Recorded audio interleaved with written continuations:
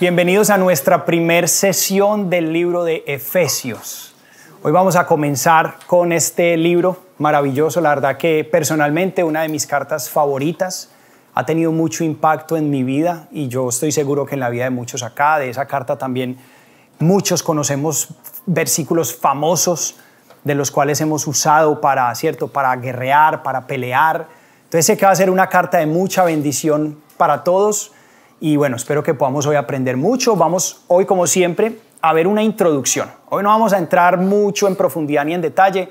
Vamos simplemente a ver una introducción acerca de la carta de Efesios, hablar un poquito del contexto histórico, de a quién iba dirigida esta carta, para que podamos entender después a profundidad, ¿cierto? ¿Qué quería decir el apóstol? ¿Qué se refería con esto? ¿A quién iba dirigido cuando decía esto? Entonces, antes de comenzar, es importante ver algunos nombres que se le han dado a la carta. La carta de los Efesios, a pesar de que es una carta cortica, 6 capítulos, y que de pronto la gente muchas veces no la pone a la par de Romanos, siempre pensamos en Romanos como, wow, o sea, la carta de, doctrina, pero la carta de Efesios, de hecho, la llaman la reina de las epístolas. La llaman la quinta esencia, o sea, la pureza más alta del paulinismo, como quien dice, mejor dicho, lo más puro que Pablo llegó a crear, la carta de los Efesios. Algunos otros la llaman la composición más divina del hombre o la corona del paulinismo. En algunos otros comentaristas decían que Efesios resume básicamente todas las demás cartas de Pablo en una sola. Consolida todas las cartas a una sola. Efesios tiene algo muy particular y me gusta mucho la conexión que hace con el libro que acabamos de estudiar de Hechos. Vimos que en Hechos estudiamos la historia de la iglesia, de cómo comenzó la iglesia, de cómo se formó, cómo se fue expandiendo. Y la carta de Efesios es una carta meramente dirigida a la iglesia. A diferencia de otras cartas de Pablo donde van dirigidas al creyente directamente, esta va dirigida más a la iglesia como tal, al conjunto. Cómo la iglesia debería comportarse, cómo los miembros de la iglesia deberían comportarse. Entonces, por eso me pareció también una conexión muy apropiada para darle continuidad, ¿cierto?, al libro de Hechos, para que también aprendamos, bueno, ya aprendimos cómo se formó la iglesia, ahora veamos cómo debe vivir la iglesia, de qué manera debe vivir la iglesia. ¿Quién es la iglesia con respecto al cuerpo de Cristo? Bueno, acá hay algunos comentarios que han dicho grandes hombres acerca de la carta de Efesios. Entre estos, Stuart Salmon, un autor y comentarista británico del siglo XIX, y dice: entre las epístolas que llevan el nombre de San Pablo, no hay ninguna mayor que esta, ni ninguna con un carácter más propio. Hay una nobleza peculiar y sostenida en su enseñanza que ha impresionado profundamente a las mentes más eminentes y le ha valido el título de la Epístola de la Ascensión. Este hombre habla de lo maravilloso que es esta carta, de que no hay ninguna otra como esta. Cuando se menciona la epístola de la ascensión, él habla sobre todo lo que sucede después de que Cristo ascendió. La carta de Efesios nos habla sobre todo lo que nosotros somos al Cristo estar sentado en su trono. Cuando Cristo asciende al trono, él ha dejado bendiciones para su iglesia. Y Efesios es una carta que nos va a hablar sobre todas las bendiciones espirituales que nosotros como iglesia, como creyentes, tenemos en Cristo Jesús. De hecho, en el capítulo 1 vamos a tener la oportunidad de estudiar todas esas bendiciones. Si ustedes miran la carta de Efesios, es una carta que continuamente menciona la palabra en Cristo, en Cristo, en Cristo. O sea que nos muestra todo lo que nosotros hemos llegado a ser en Él. Por la obra de Jesucristo y porque Él ahora está sentado en el trono reinando, nosotros somos todo lo que Efesios nos menciona. Santos, predestinados, apartados. Luego, Charles Spurgeon, predicador del siglo XIX, dice: la epístola a los Efesios es un cuerpo completo de teología. Completo. Abarca prácticamente grandes aspectos de la teología. En el primer capítulo se encuentran las doctrinas del Evangelio. En el siguiente, la experiencia de los cristianos.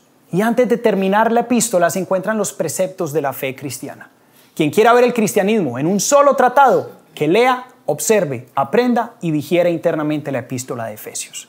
Si nosotros queremos entender a profundidad, como dice él ahí, el cristianismo en un solo tratado. Entender qué es esto del cristianismo, qué es estas doctrinas y después cómo vivimos basado en entender estas doctrinas. Efesios va a ser la carta que nos va a ayudar a entender gran parte de eso. Y luego John MacArthur dice, esta hermosa epístola habla a los cristianos acerca de las grandes riquezas, herencias y plenitudes que tienen en Jesucristo y en su iglesia. Les dice cuáles son las cosas que poseen y cómo pueden reclamar y disfrutar sus posesiones. Como mencionamos, Efesios habla continuamente de nuestras bendiciones, las posesiones que ya tenemos, no que nos toca buscar o ganarnos, ya las hemos obtenido en Cristo. Pero Pablo nos va a dejar saber cómo entender qué tenemos y ahora que entendemos qué es lo que tenemos, cómo vamos a vivir acorde a eso. Entonces es importante, ¿cierto?, mirar el autor y fecha. Efesios muy claramente nos deja saber que el autor es ¿quién? Pablo. Pablo mismo dice, en Efesios 1 dice, Pablo, apóstol de Cristo Jesús. Pablo nos deja saber claramente que él es el autor de la carta. Y la carta fue escrita desde su primer encarcelamiento. ¿Se acuerdan que terminamos el libro de Hechos hablando sobre este primer encarcelamiento? Cuando Pablo está en Roma, por ese periodo de 2 años esperando, ¿cierto?, comparecer frente a Nerón, que sabemos por sus cartas que Pablo fue liberado de este primer encarcelamiento. Pero durante este tiempo que vemos que él fue un preso, que él dice que él era un apóstol en cadenas, vemos que él tuvo la oportunidad de tener la libertad de escribir cartas, de recibir visitas, amigos a los quienes él les encomendaba estas cartas para que fueran y las llevaran a las regiones. Vemos que cartas como Filipenses, Colosenses y Filemón junto con Efesios fueron escritas durante este periodo de tiempo. O sea que fue en este encarcelamiento donde Pablo tuvo la oportunidad de escribirle a estas diferentes congregaciones. Pablo ya había tenido la oportunidad de visitar Éfeso. ¿Se acuerdan que en su segundo viaje misionero Pablo va a Éfeso? Y él allá es donde deja personas encargadas de esta iglesia. Entonces, Pablo luego le escribe a esta congregación. Pero también es importante, ahorita vamos a mirar un detalle que nos hace ver que esta carta únicamente no iba dirigida a Éfeso. Esta carta es una carta dirigida a varias iglesias en esta región. Ya vamos a mirar por qué. También se cree que junto con Colosenses esta carta fue enviada por medio de Tíquico. Tíquico fue aquel mensajero que llevó la carta de los Colosenses a Colosas y de Efesios a estas regiones, principalmente se cree a Éfeso inicialmente, para que de ahí ya se difundiera a las iglesias que estaban aledañas. Y también vemos que Pablo en el versículo 1 dice, Pablo, apóstol de Cristo Jesús por la voluntad de Dios. Pablo no buscaba ser un seguidor de Jesús porque fue la voluntad de Dios la que lo buscó a él. Recuerden que Saulo de Tarso, el más grande perseguidor de la iglesia, su propósito era destruir a los creyentes. Su propósito era destruir la iglesia. Y el Señor busca a Pablo, tiene un encuentro con Saulo en el camino a Damasco y la vida de este hombre cambia para siempre. Sabemos que la vida de él cambió. En Hechos 9 vemos la historia de la transformación de Pablo. Y Pablo por eso dice, soy apóstol de Cristo Jesús por la voluntad de Dios, no por mi voluntad. Porque mi voluntad era matar a los seguidores, encarcelarlos, ¿cierto? Atrapar las mujeres, niños, a quien yo pudiera atraparse, me atravesara en el camino. Pero por la voluntad de Dios, él entendía que es por la voluntad de Dios que él era un apóstol. Y es por la voluntad de Dios que nosotros estamos aquí. Nosotros hemos mencionado ya varias veces, ninguno de nosotros tuvo la iniciativa de buscar a Dios, porque estábamos muertos en nuestros pecados y delitos. Fue Dios el que nos buscó a nosotros y el Espíritu Santo encendió en nosotros esa necesidad de recibir el amor de Dios, esa necesidad de recibir la salvación. Pero fue Dios el que nos buscó. Y aunque Pablo no fue parte de los 12 discípulos o 12 apóstoles, Pablo fue nombrado apóstol por el mismo Cristo. Lo vemos en Hechos 9:15, donde se le dice a Pablo, ve, insistió el Señor, porque ese hombre es mi instrumento escogido para dar a conocer mi nombre tanto a las naciones y a sus reyes como al pueblo de Israel. Esas fueron las instrucciones de Dios a Ananías. Cuando él tenía que orar por Pablo y Ananías, le decía, Señor, pero este hombre es un perseguidor de la iglesia. El Señor le dice, ve, porque este hombre es instrumento en mis manos. Yo lo he escogido para que él sea apóstol de los gentiles. Y Ananías va, ora por Pablo, ¿cierto? Y él recobra la vista. También vemos en Gálatas 2:8 que Pablo mismo dice, el mismo Dios que facultó a Pedro como apóstol de los judíos, me facultó también a mí como apóstol de los no judíos o de los gentiles. Pablo entendía su llamado, de que él había sido llamado a predicar a los gentiles. Y hablamos también en algún momento sobre el apostolado bíblico. Es muy importante entender esto, porque hoy en día ese término se usa de una forma muy antibíblica. Vemos, cierto, personas que se hacen llamar apóstoles, pero vemos que el apostolado bíblico primero no es por nombramiento propio, de que yo me decido llamar un apóstol porque tengo ciertas capacidades o dones, no. El apostolado bíblico era un llamado de parte de Dios. Estas eran las características de una persona poder considerarse apóstol. Primero, haber sido testigo personal de Jesús. Pablo cumplía con esto. Aunque Pablo no vivió durante el tiempo de Cristo ahí con Cristo, ¿cierto? Él se nos menciona que fue un perseguidor después de que Cristo muere. Pablo tuvo un encuentro con Cristo, no una vez, múltiples veces. Recuerden que Pablo tuvo múltiples visiones donde Cristo mismo se le aparecía a él, le daba fuerzas para seguir adelante en medio de las pruebas, le encomendaba. Entonces Pablo tuvo la oportunidad. De hecho, Pablo tuvo la oportunidad de ver cosas y presenciar cosas que ninguno otro de los 12 tuvo la oportunidad. Es por eso que también a él se le da un aguijón, ¿cierto? Para que no presumiera de todas estas revelaciones y cosas que Pablo tuvo la oportunidad de ver y entender. Él tenía que entender que es por la gracia de Dios y por la voluntad de Dios que él era lo que era y era llamado a lo que había sido llamado. Primera característica, haber sido testigo personal, Pablo la cumplió. Haber sido elegido y comisionado directamente por Dios. ¿Quién escogió a los 12 discípulos? Jesús. Dios mismo eligió a cada uno de ellos y los llamó a ser un discípulo, a ser un seguidor y un discípulo, un apóstol. Lo mismo Pablo. Cristo mismo se le aparece a él en el camino a Damasco y es el que lo llama a ser, como dice aquí, apóstol de los no judíos. O sea que es Dios el que lo llama directamente. Y haber sido dotado de dones especiales como señales y maravillas. Yo creo que en el libro de Hechos vimos suficientes señales y maravillas de parte de Pablo. Sanidades, milagros, cierto, cosas que Pablo hizo sobrenaturales por el poder del Espíritu Santo. Así que él cumple con estas 3 características, por eso es que Pablo es considerado un apóstol. Ahora, el título. ¿De dónde entonces sale el título de la carta a los Efesios? Vemos que cuando empezamos leyendo, en nuestras versiones dice, Pablo, apóstol de Cristo Jesús por la voluntad de Dios, a los santos y fieles en Cristo Jesús que están en Éfeso.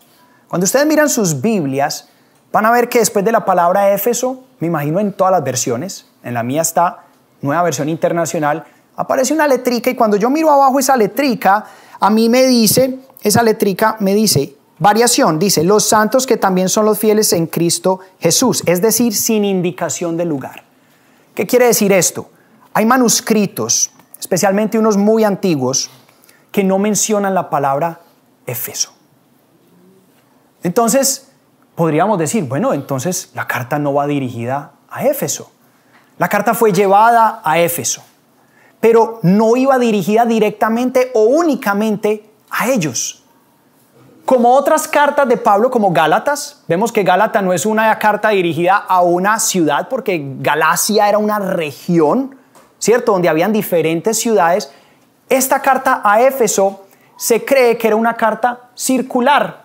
¿Qué quiere decir? Que llegaba a la congregación principal y de ahí se regaba a todas las demás congregaciones de Asia Menor.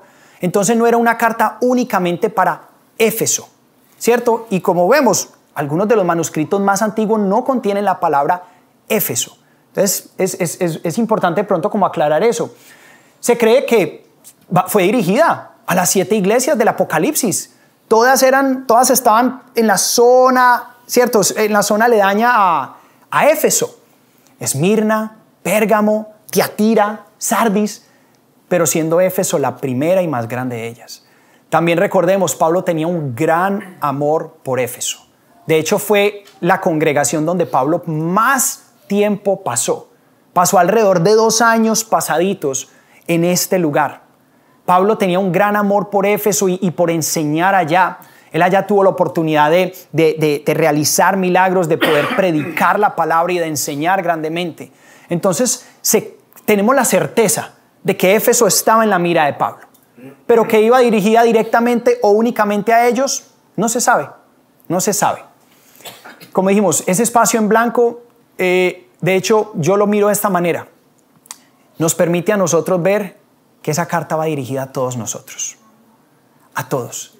No es una carta para una región, ciudad específica, un tiempo específico. Es una carta para cada uno de nosotros. Ustedes pueden poner ahí, en vez de Éfeso, cambiar eso por su ciudad, por su familia, por su nombre. ¿Cierto? A los santos y fieles en Cristo Jesús que están en West Palm Beach. Amén. Que están en Colombia, que están en Venezuela, que están en México, que están en cualquier parte del mundo. Esta carta es para cada uno de nosotros presentes aquí y en la historia.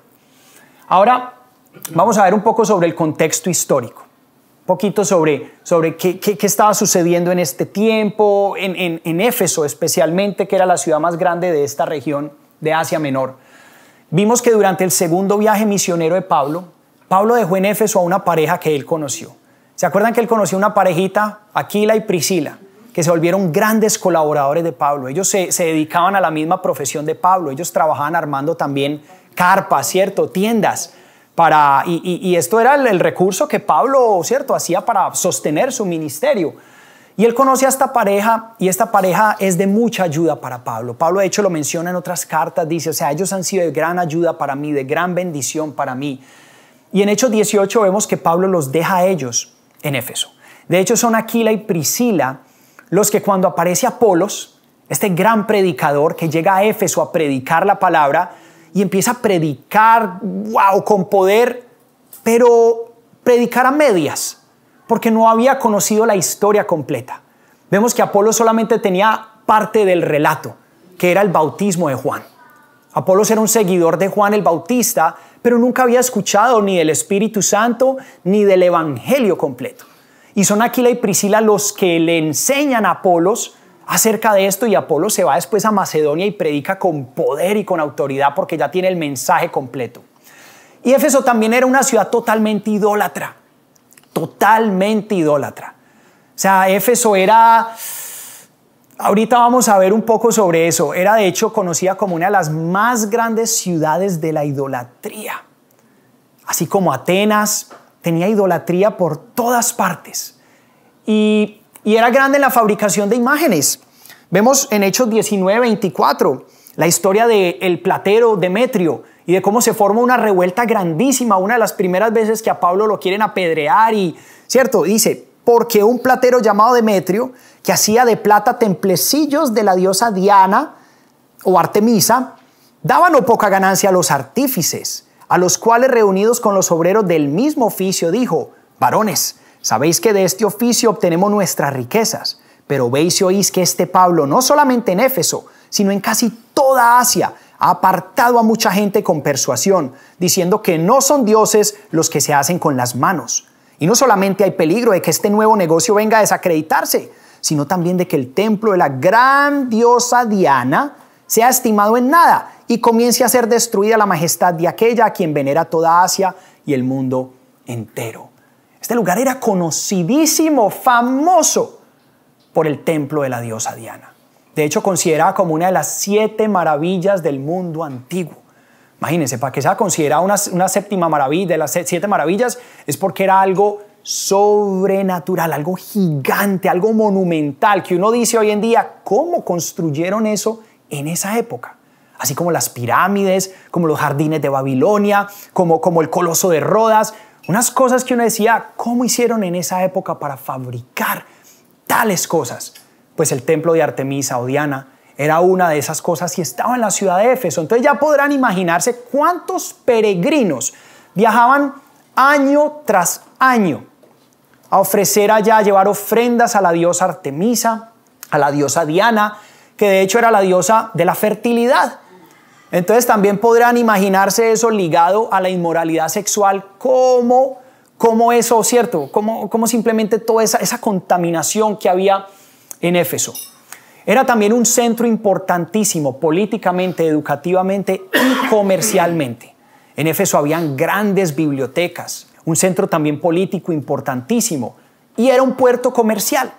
Hoy en día, por temas de erosión del planeta Tierra, el mar se ha ido cada vez alejando más y más y más de donde estaba la ciudad. Mi esposa y yo tuvimos la oportunidad de ir hace, creo que 2 años y medio, 3 años, y llegamos a un punto donde nos decía el guía, decía, el agua llegaba hasta aquí. Bueno, y se dice también que esta ciudad estaba a nivel de Alejandría y Antioquía de Pisidia, que eran grandes ciudades en temas de sociedad, en temas políticos, educativos. Pablo también pudo pastorear esta iglesia, como dijimos, alrededor de un periodo de 3 años, casi 3 años. Y después también él dejó, como dijimos, a Aquila y a Priscila, pero más adelante él encomienda a uno de sus discípulos, Timoteo, a este joven, y él lo deja como pastor en Éfeso. Eso lo podemos ver en 1 Timoteo cuando Pablo lo encomienda a él como pastor en Éfeso. Entonces miren que Éfeso fue un lugar de importancia para Pablo, no fue una iglesia cualquiera. Acá vamos a ver una foto del gran templo de la diosa Diana. Imagínense lo que era eso. Era una cosa monumental. Esa es una de las imágenes que los mismos artífices de plata creaban. Esas eran las imagencitas que Demetrio creaba en plata para venderle a las personas. Ese era su negocio, vender imagencitas. Y cuando se dieron cuenta de que Pablo estaba proclamando de que todos esos dioses no tenían vida, eran falsos, no podían salvar, no podían hacer nada, se empezaron estos hombres, claro, a revolucionar porque dijeron, nos va a dañar el negocio. ¿Cómo va a decir que no? Entonces la gente ya no va a comprar esto porque ¿para qué? La imagencita sin poder no le sirve de nada. Entonces la misma gente le daba el poder a ese ídolo. También vemos que la iglesia en Éfeso estaba plagada, como decía en 1 Timoteo 1:3-7, de mitos y genealogías interminables. Ellos tenían todo tipo de enseñanzas. Fue una iglesia que se contaminó mucho. Una iglesia que incluso los mismos creyentes, Pablo, vamos a ver aquí en Efesios, tuvo que recordarles muchas cosas. Imagínense, estuvo instruyéndolos 3 años, pero aún así tuvo después que escribirles una carta recordándoles, estos son ustedes en Cristo, estos son ustedes, esto es por gracia que son salvos. Esposos, amen a sus esposas, hijos, ¿cierto? Sométanse a sus padres, recuerden la guerra espiritual, pónganse la armadura de Dios. Pablo les tiene que recordar a estas personas que hay un mundo espiritual, que hay un mundo oscuro, que los quieren a ellos mantener cautivos y en engaño, y es el mismo mundo que hoy en día opera sobre esta tierra. Por eso digo, Efesios es pertinente ayer, hoy y siempre, porque vamos a necesitar siempre recordar las verdades de quiénes somos en Cristo y al entender eso, cómo vivir como Cristo quiere que vivamos. También se infiltraron falsos maestros, quienes enseñaban la prohibición del matrimonio, la abstención de ciertos alimentos. Y cuando digo falsos maestros me refiero incluso al cristianismo mismo. No de que estaban hablando de otras, no, en el mismo cristianismo, falsos maestros enseñando, prohibiendo el matrimonio y la abstención de ciertos alimentos. ¿Quiénes eran estos? Judaizantes, personas que estaban tratando de que las personas nuevamente volvieran a la ley, a la ley. Y la falta de conocimiento de estos maestros causó en Éfeso mucha confusión, como dice en 1 Timoteo 1:4, llevándolos a discusiones inútiles, sin sentido, sin valor, en vez de hacer avanzar el plan de Dios. Entonces vemos que Éfeso tuvo un retraso en el crecimiento debido a mucho de lo que estaba llevándose a cabo en la zona. La iglesia de Éfeso también, mencionada por el mismo Cristo en Apocalipsis. Entonces es una iglesia bien importante. Y de hecho el Señor le da mérito a la iglesia de Efesios, pero tristemente, dice el Señor que ellos han abandonado su primer amor. Entonces a lo mejor la iglesia de Éfeso se enfocó tanto en listo, vamos a hacer la obra de Dios, vamos a hacer esto, vamos a cumplir con esto, vamos a buscar esto, pero se enfocaron tanto en el hacer que se les olvidó la razón del ser. Se les olvidó el por qué están haciendo esto.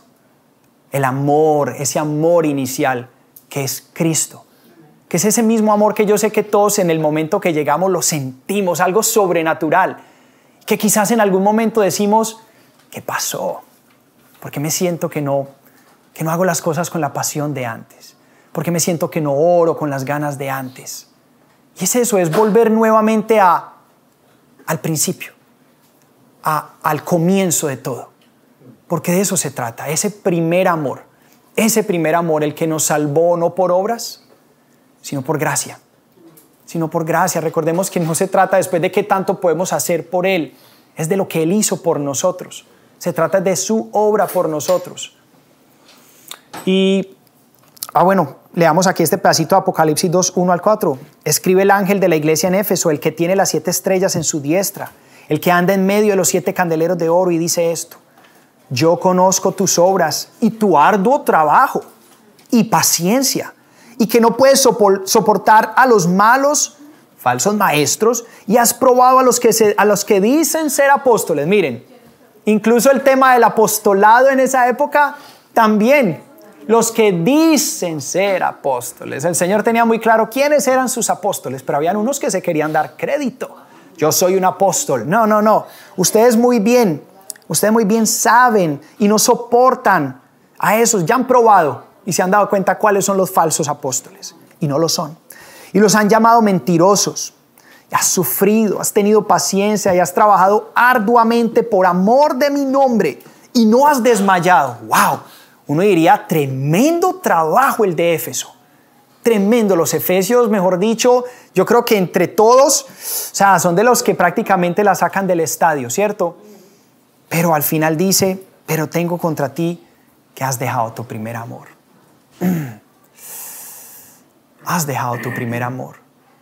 Y yo creo que esto es un llamado a todos a autoexaminarnos. Como decía el salmista, examíname, oh Dios, y ponme a prueba, Señor. ¿Cierto? Sondea mis pensamientos, fíjate si voy por mal camino y guíame por tu camino eterno. Autoexaminémonos. ¿Hemos abandonado ese primer amor? Y con eso no quiero decir que no amamos a Dios o que no estamos haciendo cosas para el Señor, pero es eso que cuando nos despertamos, lo primero que nuestro corazón anhelaba, buscaba, era ese tiempo con Dios. Que cuando teníamos un tiempo libre, lo que queríamos era leer su palabra. Que la leíamos y todo era wow. Oh, yo tengo que contarle esto a alguien. Volvamos ahí. El Señor siempre está con los brazos abiertos. Siempre, nunca es tarde. Recuerden que cuando sentimos ese distanciamiento, no es que Dios se ha distanciado. Somos nosotros los que nos hemos distanciado. Él sigue en el mismo lugar, esperando como ese padre buscando a su hijo pródigo volver nuevamente a casa. Aquí vemos un mapa sobre la región de Asia Menor y vemos que Éfeso, como dijimos, está cerca al mar. Miren, una ciudad cerquita al puerto. Y vemos las otras iglesias de las que habla el Apocalipsis: Pérgamo, Tiatira, Sardis, Filadelfia, Laodicea, Esmirna. Esta era la región a la cual va dirigida la carta de Efesios. Esta es la región a donde el apóstol Pablo estaba escribiendo. Aquí hay algunas fotos de la actualidad de Éfeso. Éfeso era una ciudad con muchos monumentos y muchas cosas. Miren, tenía un coliseo, como algunas otras estructuras romanas en ciudades grandes. Y hasta el día de hoy se mantiene esto. Aquí sabemos que fueron lugares donde traían cristianos, donde los ponían en ridículo, donde los maltrataban en frente del público. Esto era lo que hacían los romanos en aquel entonces. Vemos también estos corredores que iban con techos, tenían columnas, y aquí muchas estructuras. Cuando nosotros fuimos, ya lastimosamente, pues obviamente por el tiempo, me imagino terremotos, muchas cosas ya se han caído, se han dañado. Pero alcanzamos a poder ver estructuras de figuras de dioses. Entonces ellos tenían como allá me imagino en el Areópago en Grecia, estructuras de un dios aquí, otro dios aquí, otro dios aquí. La gente simplemente iba allá a orarle a estos dioses, a llevar sus ofrendas. Pero era una ciudad, como dijimos, totalmente idólatra. Allá al fondo podemos ver, esa era la famosa biblioteca de Éfeso, que es de las, cuando uno busca Éfeso, es de las que sale, la foto de eso siempre sale en todas partes, es muy conocida, muy famosa. Ahora, bueno, ya vimos entonces quién es el autor, ¿cierto? El contexto histórico. Ahora, ¿a quién va dirigida la carta de Efesios? ¿Quiénes son los recipientes de esta carta? Y vemos que esta epístola tiene como enfoque, el mismo apóstol Pablo dice, va dirigida a los santos y fieles en Cristo Jesús. Usa dos palabras que son sumamente importantes. Y con esto yo creo que no hay un momento más oportuno para hablar del tema de un santo. Acabamos de ver que hace unos días falleció el Papa, ¿cierto? El líder máximo supremo del catolicismo.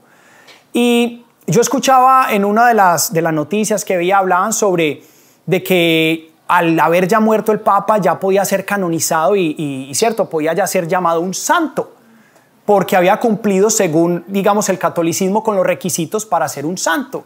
Y es que hubiese llevado a cabo milagros sobre la tierra, llevar una vida prácticamente intachable y pues ya haber fallecido. Pero cuando yo voy a la Biblia y la palabra de Dios menciona a los santos, no está hablándole ni a muertos, ni a personas que hacen milagros, ni personas que llevan una vida intachable.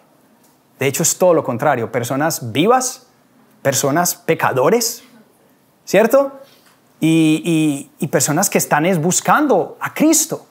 Entonces Pablo acá dice, o sea, su enfoque es a los santos y fieles. Entonces veamos que la palabra santos viene del griego hagios y es prácticamente alguien consagrado, separado, dedicado. La palabra santo en ningún momento menciona a alguien perfecto, que no peca, que lleva una vida perfecta. No. Todos nosotros, si ustedes no lo sabían, somos santos. Si ustedes han puesto su fe en Jesucristo, nuestra nueva identidad es santos. Sí, fuimos pecadores salvos por gracia, pero el Señor ya no nos llama pecadores. El apóstol no se refiere a los pecadores que están en Éfeso y que están buscando algún día ser santos. El apóstol es muy claro y dice a los santos y fieles. Y yo les apuesto que en Éfeso habían muchos que quizás no se veían de esa manera, pero el hecho de que nosotros no nos veamos de esa manera no le quita el valor a la forma en como Dios nos ve. Una de mis oraciones más seguidas al Señor es: déjame verme de la forma que tú me ves. Porque lastimosamente muchas veces la forma como me veo no concuerda con la forma como Dios habla de mí. Y aquí es donde la carta de Efesios va a ser un tiempo maravilloso, porque vamos a poder meditar en quiénes somos en Cristo. No por lo que hemos hecho, vuelvo y repito, por lo que Él ha hecho. Nuestra nueva posición en Cristo es debido a la posición de Cristo, a donde Él está. Porque Él resucitó, nosotros somos hechos nuevos, somos santos, somos fieles. Y es importantísimo también vernos de esta manera, porque al vernos de esta manera vamos a actuar de tal manera. Cuando nosotros nos seguimos viendo como pecadores, ¿cómo vamos a actuar? Como pecadores. Vamos a seguir pecando. Si alguien se ve como un ladrón, por ende va a robar. Si alguien se ve como un borracho, por ende va a seguir cayendo en el licor. Pero si nosotros nos vemos como santos y fieles, vamos a terminar viviendo de la forma como Dios quiere, apartados, separados, consagrados, dedicados a Él. Y este ha sido apartado, como dijimos, de una vida de pecado para el Señor mismo por medio de la fe. Entonces, vemos que la palabra santos habla sobre nuestra identidad, ¿cierto? Y aquí vamos a ver que el libro de Efesios se divide en dos secciones. Más adelante, ahorita vamos a ver de eso. Pero básicamente esa primera sección tiene como propósito darnos a entender a nosotros por medio de la doctrina la identidad que nosotros tenemos. ¿Quiénes somos en Cristo? ¿Cuáles son nuestras bendiciones? ¿Qué hemos obtenido? Y después Pablo dice, los fieles. Y fieles viene del griego pistos, que prácticamente significa alguien digno de confianza, alguien confiable. Y que la fidelidad es el resultado de vivir según nuestra identidad. Como dijimos, si yo me veo como un santo, voy a vivir fielmente. Voy a ser fiel con lo que Dios me ha encomendado. voy a hacer las cosas con fidelidad, voy a, cierto, ser fiel con las personas. Pero si yo no me veo de esa manera, me va a ser difícil ser fiel. Entonces, por eso es sumamente importante. Y esta segunda parte del libro habla sobre la experiencia. Entonces dijimos, la primera parte es la doctrina. Los 3 primeros capítulos, les digo, van a estar llenos de doctrina. Vamos a estar viendo términos, vamos a estar viendo cosas que quizás pueden ser profundas, pueden ser difíciles de comprender. Y vamos a tratar de hacer el mayor esfuerzo de que el Espíritu Santo nos revele estas cosas. Que el Señor sea el que nos muestre y nos dé a entender estos misterios, estas cosas que quizás pueden ser difíciles de comprender. Pero al comprender estas cosas vamos a poder entender la segunda parte del libro, que son los capítulos 4, 5 y 6. 4, 5 y 6 básicamente nos habla ya de la forma cómo vivir, la experiencia. Cuando yo entiendo esto, ya puedo experimentar estas otras cosas. También en los recipientes vemos que el apóstol Pablo dirige esta carta a los cristianos comunes. Qué bueno, porque ahí caigo yo. Y no sé si caen ustedes. Yo no sé si ustedes son fuera de lo común. Yo soy un cristiano común y corriente. No solo a los líderes o a los eruditos. Las enseñanzas de esta carta se aplican a todos los creyentes. Los cristianos santos, apartados y purificados del pecado para ser santos ante Dios. Todo cristiano es un santo, no solo los creyentes excepcionales, como mencionábamos. Y los cristianos están en Cristo Jesús, unidos a Cristo por la fe. Y compartimos su muerte, su ascensión, su bendición y su herencia. Aquí vamos a ver todo esto, todo lo que nosotros compartimos en Cristo, todo lo que como cuerpo de Cristo, como iglesia, todos, ¿cierto?, podemos compartir con Cristo. Dijimos, Efesios es una epístola para todo el mundo.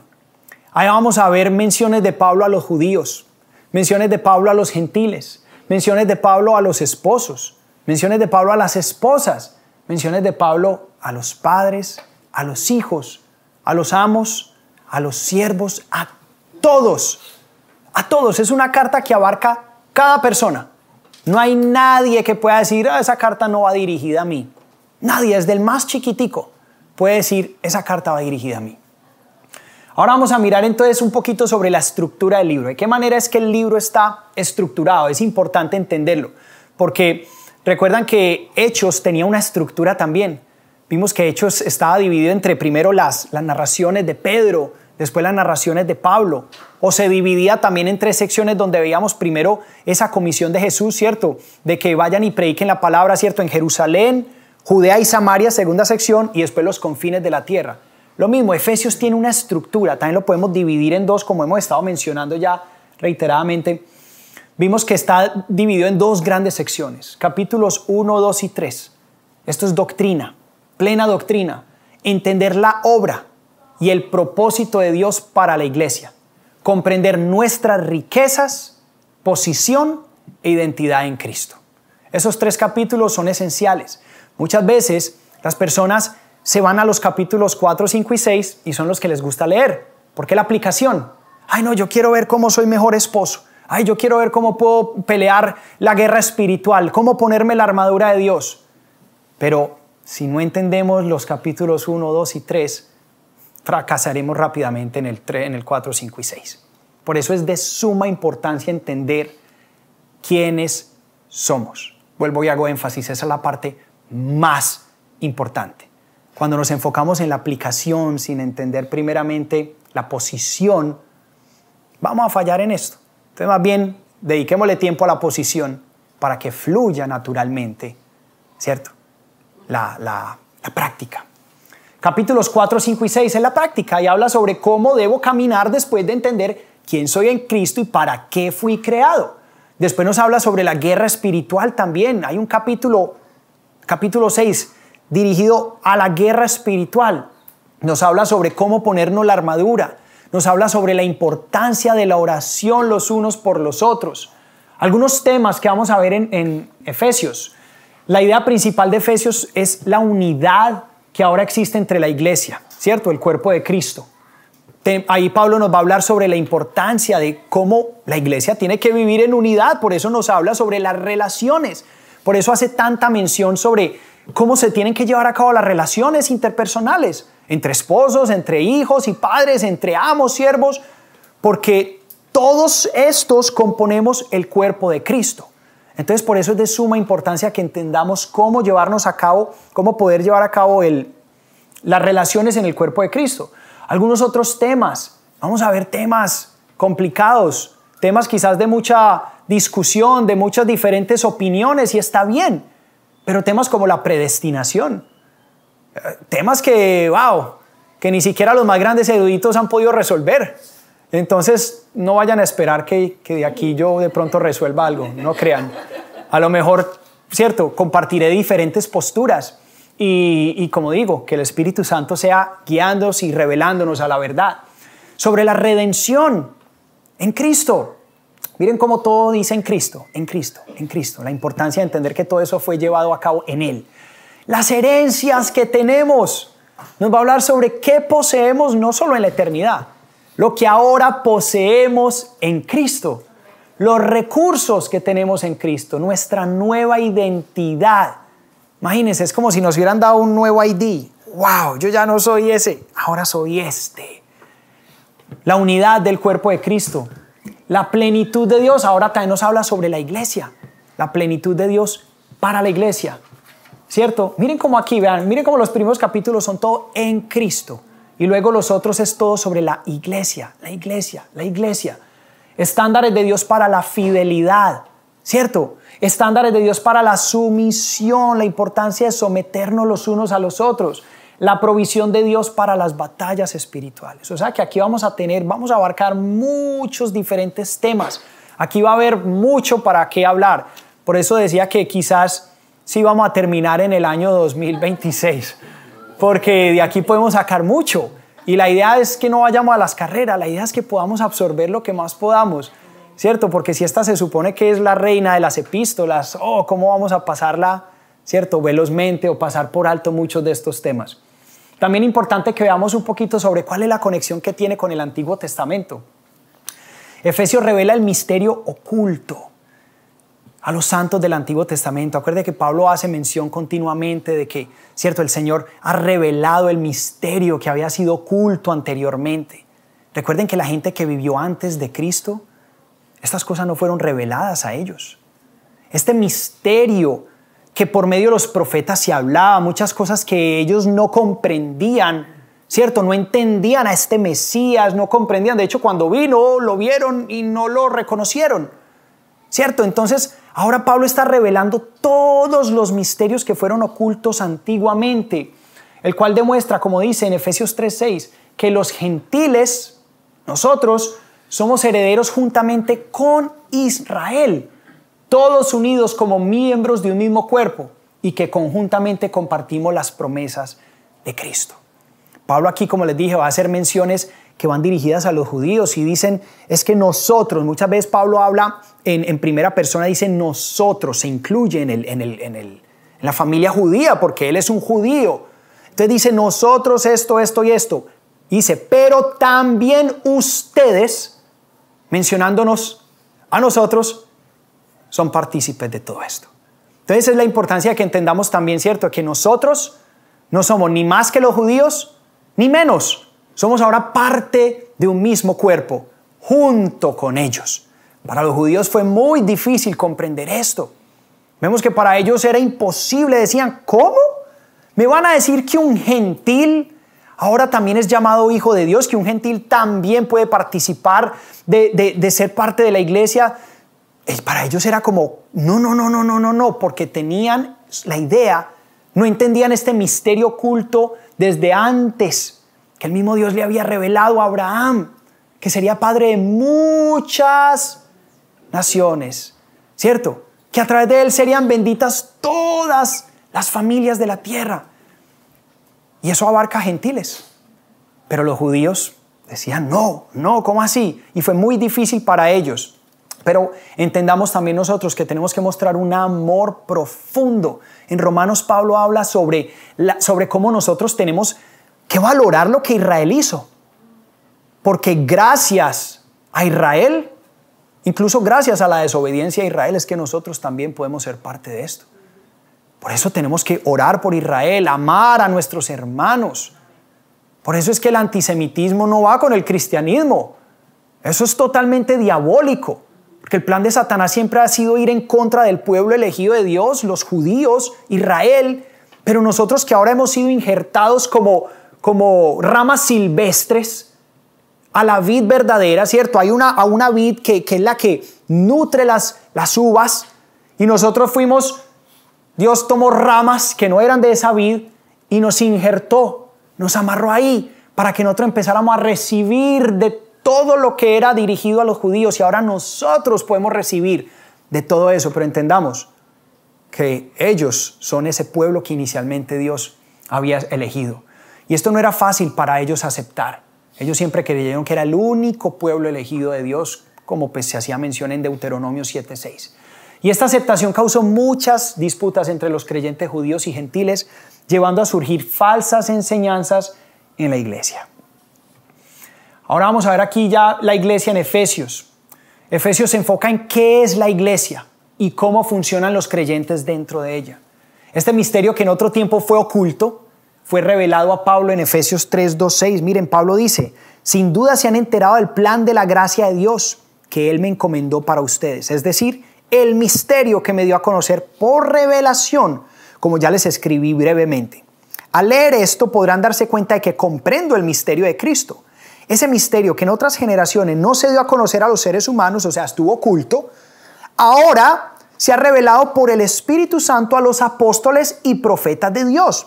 Es decir, que los no judíos, este es el misterio, que los no judíos, junto con Israel, beneficiarios de la misma herencia, miembros de un mismo cuerpo y participantes igualmente de la promesa en Cristo Jesús mediante el Evangelio. Si ven, compartimos con ellos todo esto. En Cristo, tanto judíos como gentiles, por igual serían de ahí en adelante un solo cuerpo llamado la iglesia.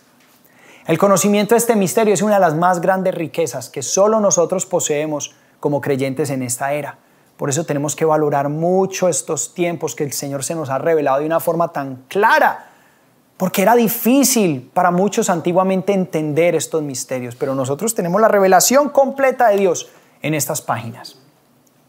Y ya para cerrar aquí, el apóstol Pablo, después de decir ahí en el versículo 1, Pablo, apóstol de Cristo Jesús por la voluntad de Dios, a los santos y fieles en Cristo Jesús que están en Éfeso, que Dios nuestro Padre y el Señor Jesucristo les concedan gracia y paz.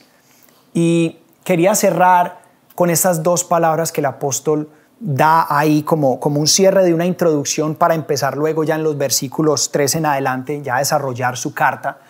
Pero esto es una frase muy común que Pablo usa. Si ustedes miran varias de las epístolas, Pablo usa gracia y paz a vosotros, gracia y paz constantemente.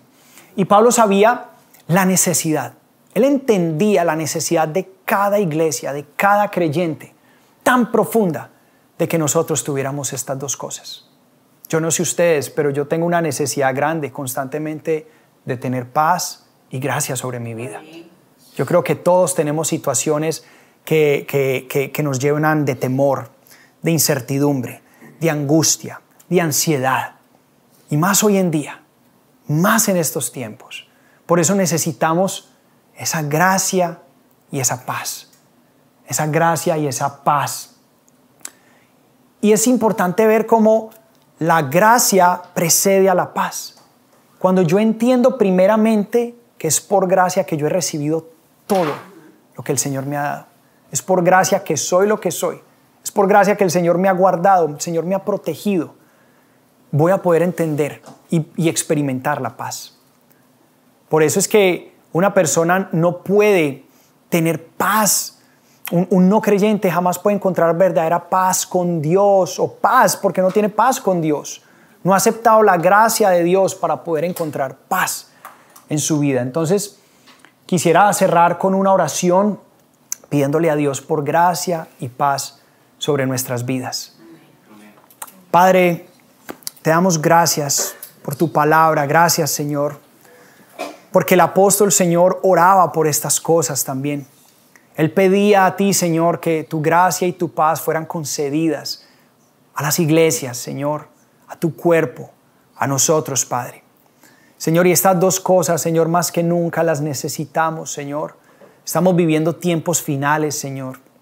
Tiempos donde se ha aumentado toda la maldad, Señor. Se ha aumentado todas estas cosas, Señor, que nos llenan de temores, que nos llenan de inseguridad, situaciones personales, Señor, situaciones, personas en nuestras vidas, cosas, Señor, que afectan a nuestros hijos, nuestros matrimonios, nuestras relaciones, nuestro trabajo, Señor, y constantemente, Señor, quieren robarnos la paz. Pero, Padre, recuérdanos, Señor, que tú dijiste, Señor, mi paz os dejo y mi paz les doy. Yo no se las doy como se las da el mundo, por eso no teman ni se acobarden, Señor. Y hoy queremos, Padre, tomar esas palabras de Cristo, Señor, tomar valentía y reconocer, Padre, primeramente que tenemos paz contigo. Hemos hecho las paces contigo al aceptar a Jesús en nuestras vidas. Pero pedimos también, Señor, que nos des la paz de Dios. Esa que sobrepasa el entendimiento humano, Señor. Esa que guarda nuestros corazones y mentes en Cristo Jesús, Señor. Yo quiero hoy pedir, Señor, que derrames paz sobre todas las mentes aquí presentes. Paz sobre los corazones aquí presentes, Señor. Que tu shalom, Señor, sea hoy llenando esta casa. Que tu shalom sea hoy llenando este estudio, Señor. Que sea llenando, Señor, el corazón y la mente de cada persona que está viéndonos desde cualquier lugar del mundo, Señor. Que tu paz sea, Señor, recordándonos, Señor, que tú has vencido, que tú estás por encima de cada situación, que tú eres un Dios de restauración, que tú eres un Dios de paz, que tú eres un Dios fiel, que tú, Señor, Padre mío, no hay otro como tú, Señor, que tú, Señor, tienes planes buenos para nuestra vida, que tú nos proteges en Cristo, que tú eres nuestro ayudador, nuestro sustento, nuestra roca firme, Señor. Hoy venimos, Señor, Padre mío, a clamar por tu gracia sobre cualquier situación que estemos pasando, sobre cualquier debilidad que estemos, Señor, llevando hoy, Padre, que tu gracia nos sostenga. Recuérdanos que es tu favor inmerecido el que necesitamos, Señor. Te necesitamos, Jesús. Ven, Cristo. Ven, Señor. Y que tu paz invada nuestros corazones. Renunciamos, Señor, al temor. Renunciamos a la duda. Renunciamos, Señor, Padre mío, a todo lo que quiere mantener nuestros corazones y mentes, Señor, ansiosas, tambaleándose. Y hoy, Padre, reconocemos que tu paz, Señor, nos une en un mismo pensar, en un mismo sentir con Cristo. Gracias te damos, Señor. Te entregamos, Señor, este comienzo que va a arrancar este libro para que tú te reveles a nuestras vidas, nos hables por medio de tu palabra y esta carta, Señor, transforme nuestras vidas para siempre. En Cristo Jesús. Amén. Amén. Y amén.